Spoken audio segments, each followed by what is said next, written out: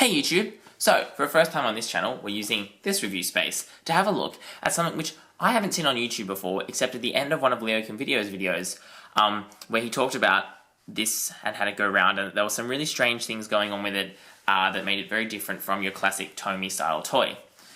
So that's why, as part of my prize pack, I received one of these from Leo Can Video, and so it's finally time to take a look at what can be considered episode 3 of the mysterious Japanese merchandise review, as we look at this set, which I honestly have no idea what it's called because there is very little except like station rail set written in English on the box. So in that case, let's get right into this strange Japanese Thomas & Friends station rail set.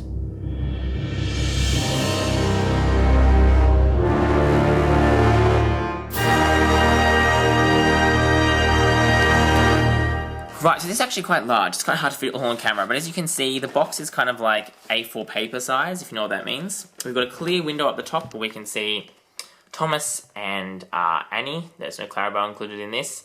It's got a hanger, so it's designed to be hung from like your shelf like this, rather than stacked on a shelf.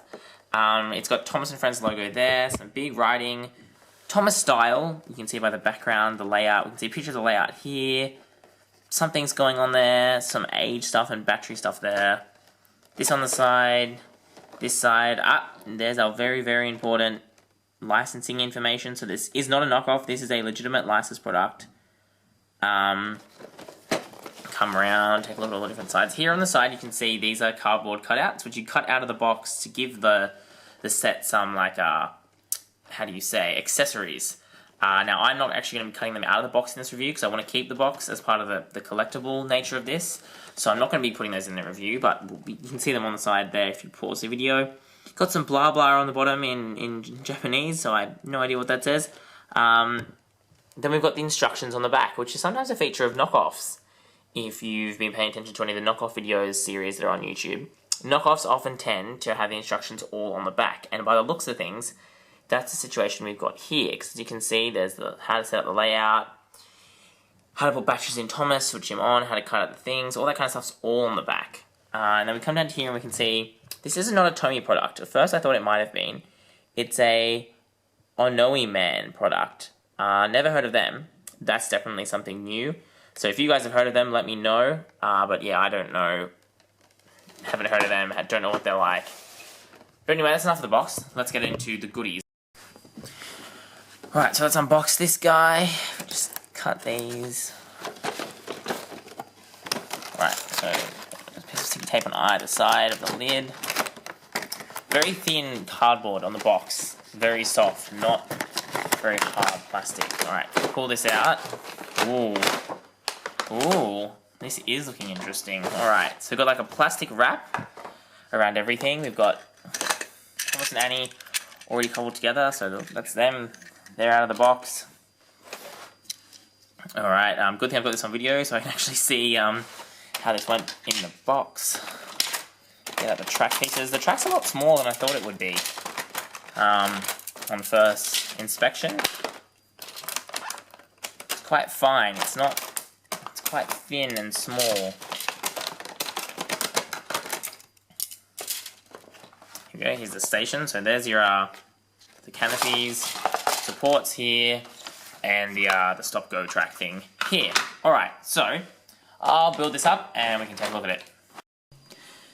Alright, so before I finish putting this together, you can see kind of the layout in a second. I just wanted to note the really bizarre track connections that are going on here. I mean, this is obviously a proprietary track. It's not compatible with any other track system. It looks a little bit maybe like kind of N-gauge, maybe, if you went by those inner rails, but honestly, I couldn't tell you because I don't know, and I don't have any N-gauge track to compare it to. But yeah, it's got this really weird system of like, you've got this bit that sticks out with a hole in it, and then you've got a clip system where there's a little plastic part here that kind of tabs into that hole. So you can see it goes like that. So like, it's not a soft connection, but it just seems like a very fragile and like not particularly sturdy connection. Considering the size of the track. Though in fairness, you can see that when it connects, it's quite flat and doesn't have the issues that the wind-up Tomy Play Rail series has, where the the connections are, you know, not as specific and not as fiddly, but it means they don't stick together very well. So these ones do stick together quite well, giving you a very level surface for Thomas to chuff along. Now, speaking of level surface, if we have a look at the lip on these rails, like, it's very, very small, right? You can see that there's very little room. If I can just get the camera to focus in, that'd be really nice. There we go. If there's very little, like, you know, indentation for those middle parts where Thomas is going to be chuffing along, it's very much, like, you know, it's only a millimetre maybe raised up from the rest of the track. So I don't know how Thomas is going to go in not falling off around the corners, but we'll have to see. Alright, so I've built this little layout out. Now let's take a look at Thomas. This is a really interesting Thomas, and it's actually really cool. I haven't actually unboxed a new Thomas set like this for a very, very long time, having no idea what's inside. And I kind of forgotten about how much I was actually looking forward to taking a look at this set, because it's really, really interesting. I mean, the proportions are just quite bizarre, and I think it's quite cool. I mean, if you've just seen my review of the Surprise Eggs Thomases, which if you haven't, definitely go check that out if you haven't seen them before.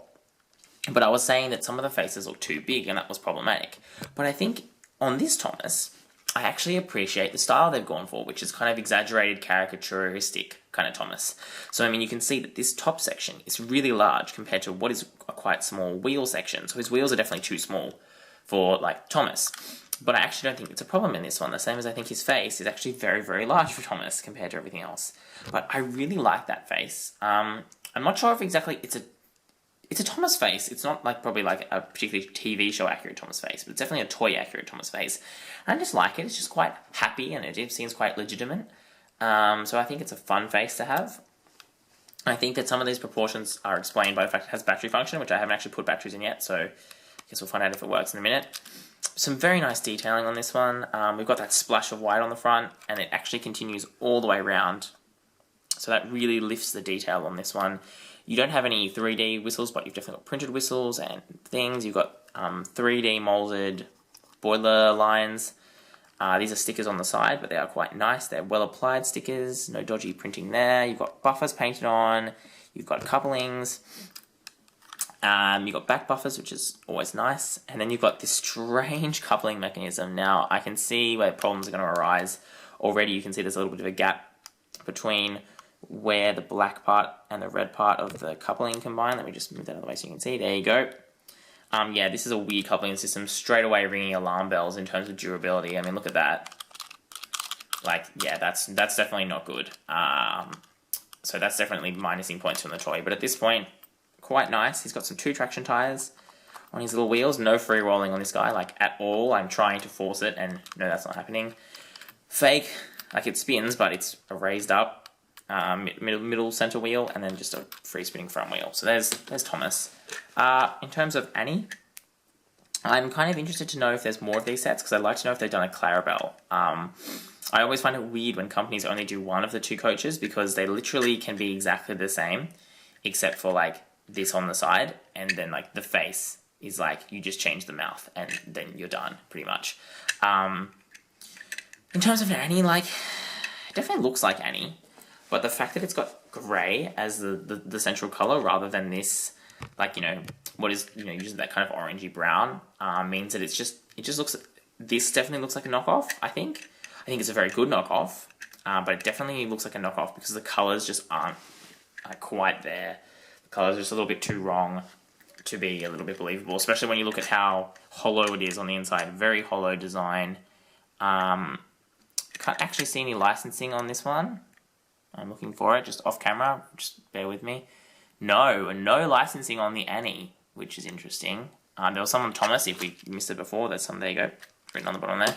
Nothing at all written inside Annie that I can find, which is a little bit curious to note. So I don't know, for all we know, maybe this is a knockoff that they've just imported into their set, I don't know. And here we can see even more of the weirdness of this coupling system. I mean, you've got the loop here to accept Thomas's hooky thing, which again is kind of like, you know, not the best, not particularly strong coupling mechanism, like it kind of, let's see what I mean, like it's not particularly strong. But then you've got like a pin for another coach. So yeah, I don't know, if you've seen more of these, please let me know, and if you got a video or pictures of them, please link me because I'd love to have a look.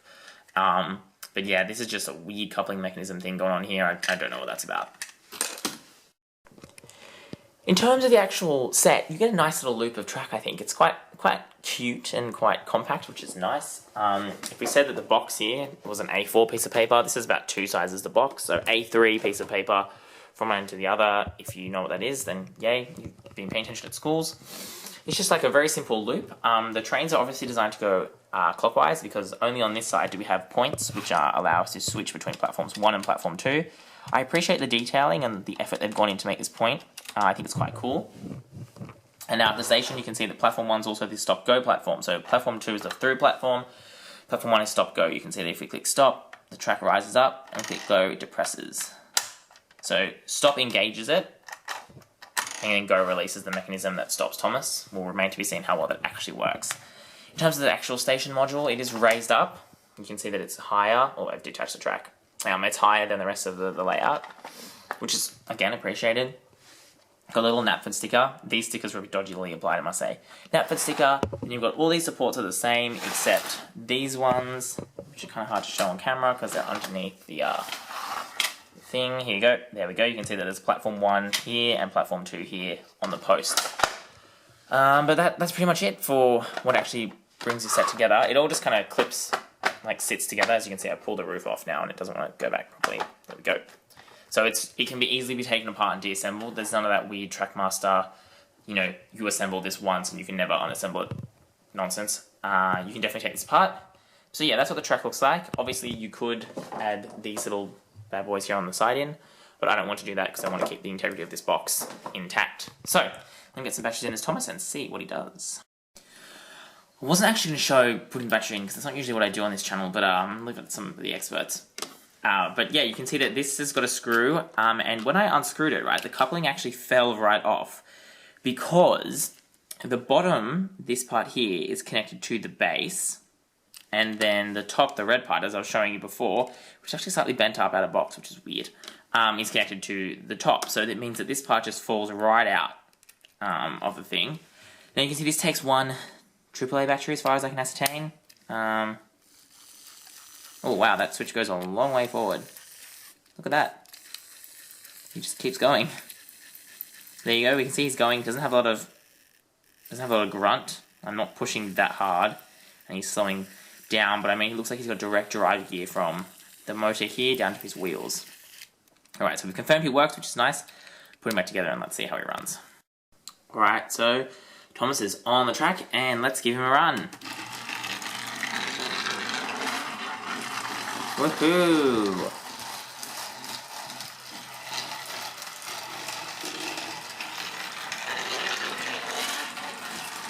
Alright, so as you can see, he's not running very quickly. This is a brand new battery. So obviously he just has a slow motor. That's fine, nothing wrong. It's only a small layout, so a small running Thomas isn't really a problem. Alright, so let's wait for him to come back around. So you can listen to that motor sound. He's actually quite quiet, especially compared to the Trackmaster. Alright, so we click stop. See, what's interesting is that his wheels have also stopped spinning. Like, the normal Trackmaster deal is the wheels keep moving, but this one just stops. That's really interesting. Aha! I was wondering what was going on. Let's take a look at this right now. So I pulled Thomas off the tracks, but I knew the clearance wasn't enough so his wheels, would not be still spinning on the ground. And it turns out, it's some really clever engineering. You can see it right there. See that tiny little black thing? Yeah, so we've got a big loader almost style button on the undercarriage of Thomas, which means it'll work really well on this layout, but for example, trying to get him to run off the track, I mean, we can see he runs along on this smooth surface, but if we try and run him on carpet, oh no, nope, he's quite content to go off frame. There we go, big lump in the carpet and he stops, but I mean, we fixed that up and he just wants to keep going. Oh, I better catch that, hang on, give me a second. Okay, well, I caught this bad boy. Yeah, so he actually runs quite well. I'm surprised. He runs off the rails and on the rails. I mean, he doesn't have a lot of clearance, so big, spiky, like, carpet. He's obviously not going to run on it anyway because he just like he's going to sink into the carpet and won't be able to chuck along. But I'm surprised how little effect that button actually has on his ability to run. So, now I'll put him on the track, set him back up again, hook up Annie, see if she's going to stay hooked up for the purposes of this demonstration. I'll set up the camera. I should really pause the camera when I do this, but so we can get as much of the track as we can in this shot. Alright, now Thomas, off you go. Show us your stuff. Alright, cool. I actually quite like that. I prefer that to the Tomy Trackmaster version of doing things where the train's wheels just spin. That always annoyed me when I stopped them at stations. Alright. Go.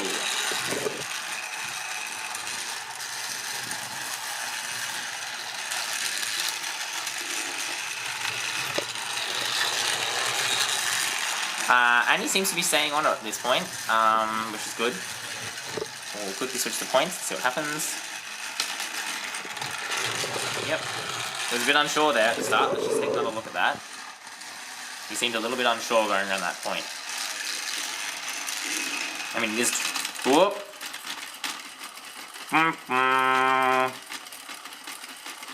Someone's had a fail. Alright, so the reason that Thomas derailed just then was because, as you can see, this is straight. This is where the switch takes us to, if we just push it there. But unfortunately, as we saw in Leo's avalanche video set, it's not quite far enough. And that's what causes him derailment. Because as I talked about, the lips on the rails are not very high, so it's quite easy for Thomas to jump over onto this side of the track. So what you need to do then, come in, is just... And that should stop him from derailing. Now, I mean, again, maybe that's part of the jeopardy of the playset, although I don't think it is. You know, that's just one of the things that seems to happen with these kind of sets. Big name companies like Mattel have done it, and we've seen with the Trackmaster kind of style sets. So, I mean, it's not just this is an isolated issue to this brand or company that made this set. Certainly isn't. So obviously I don't really know if it's fair for me to deduct points for that, because that's quite a common issue, and I think that's just sometimes a issue of that kind of point mechanism rather than actually this toy train set in particular. Alright, so I'll do my conclusion as a voiceover to just some shots of the Thomas going around the track, because I think that's kind of cool to have a look at, considering this is a train set and you kind of are meant to play with train sets by watching them go around the track. So overall, I actually really like this set. I think I think it falls into that category of collector-style toy rather than toy for children toy, which kind of sounds a bit weird. But I think as a collector, I really appreciate some of the cool little things they've done. As you know, if you've been paying attention to my channel work on YouTube, I'm a really keen collector of smaller Thomas items. So, you know, that kind of smaller, more compact size is something I'm really into. And I think a lot of the features that it does have are actually quite impressive. And, you know, although there are some problems with it, I think these don't actually take away from its collectability or its functionality as a collector's toy, but would make me question it as a child's toy to be given to, like, you know, an actual child, because of those couple of things that are a bit fragile, which I've already talked about. Alright, so thanks for watching this video, guys. Let me know what you think, if you've seen anything else by the same company that made this set, or if you like this set, maybe you don't like this set. Don't forget to do all those cool things you do on YouTube, like, you know, subscribe and like and comment, and, you know, head over and support my book if you want to help support me make new videos. And, as always, thanks for watching. That's all we've got time for. This is XtremeTrainz.